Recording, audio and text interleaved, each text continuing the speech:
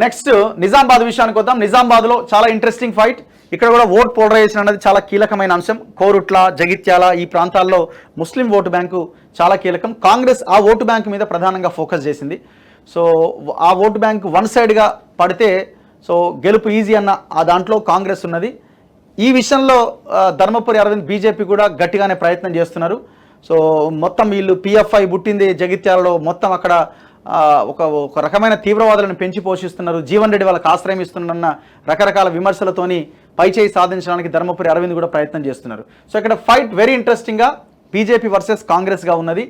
Senior leader దాదాపు 11-12 సార్లు పోటీ చేసిన జీవన్ రెడ్డి మళ్ళీ ఈ ఎలక్షన్లో ఎంపీ అవ్వడానికి ఆయన ప్రయత్నం చేస్తున్నారు.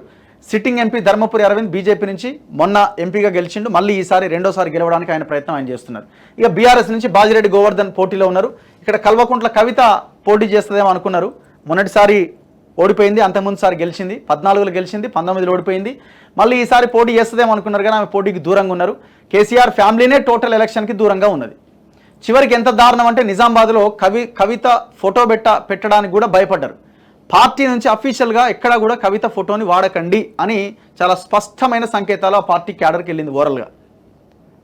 ఎందుకంటే ఈమె దందాలు, ఈ సారా దందాలు ఇవన్నీ చూసిన తర్వాత మళ్ళీ డిస్కషన్ అంతా దాని మీదకి పోతుంది, అది నెగిటివ్ అవుతుంది అన్నారు. సో బాజిరెడ్డి గోవర్ధన్కి మరి ఎన్ని ఓట్లు పడతాయి ఏంటి అనేది పక్కన పెడితే గెలవడానికి అయితే అవకాశాలు లేవు. వాళ్ళది థర్డ్ ప్లేసే. పోటీ ధర్మపురి అరవింద్ వర్సెస్ జీవన్ రెడ్డిగా ఉన్నది. ఈ ఫైట్లో ఎవరు గెలుస్తారన్నది చూడాలి.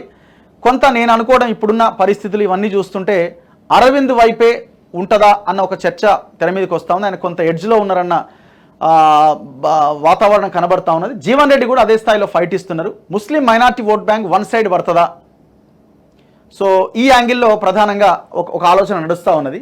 చూడాలి మరి ఏం జరుగుద్ది అన్నది.